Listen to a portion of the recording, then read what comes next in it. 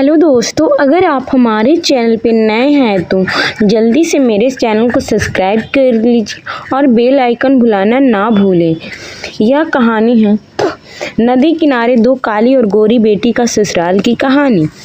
बहुत समय पहले की बात है। एक गांव में रामलाल नाम का एक किसान अपनी पत्नी दो बेटियों के साथ रहता था। उसकी बड़ी बेटी राधा का रंग सांवली थी, जबकि छोटी बेटी सुमन बिल्कुल दूध जैसी गोरी थी।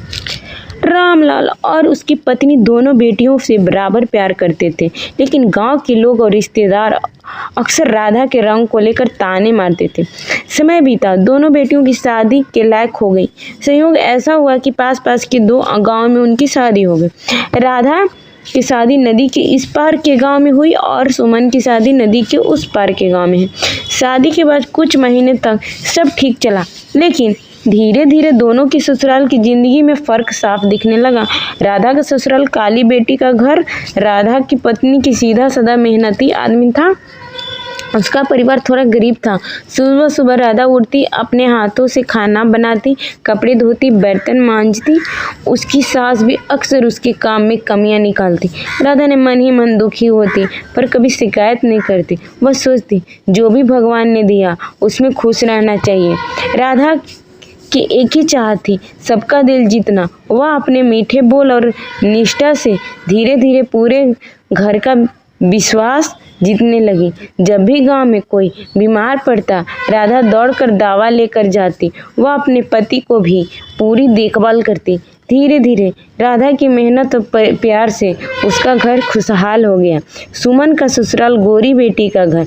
दूसरी ओर सुमन अपने गोरे रंग और सुंदरता की वजह से बड़े धनवान परिवार से भी आ गई।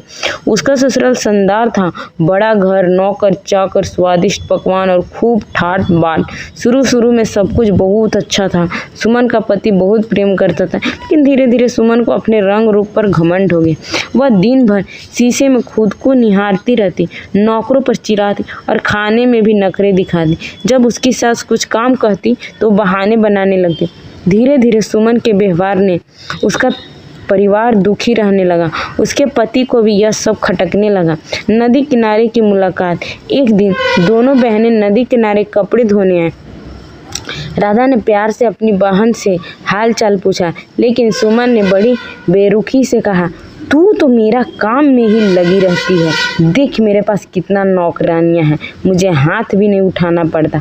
राधा मुस्कुरा दी। उसने कहा, बहन तुम्हें सब कुछ मिला है, अच्छा है, पर मैं अपने हाथों से काम करने में अपने घर वालों से खुश रहती हूँ।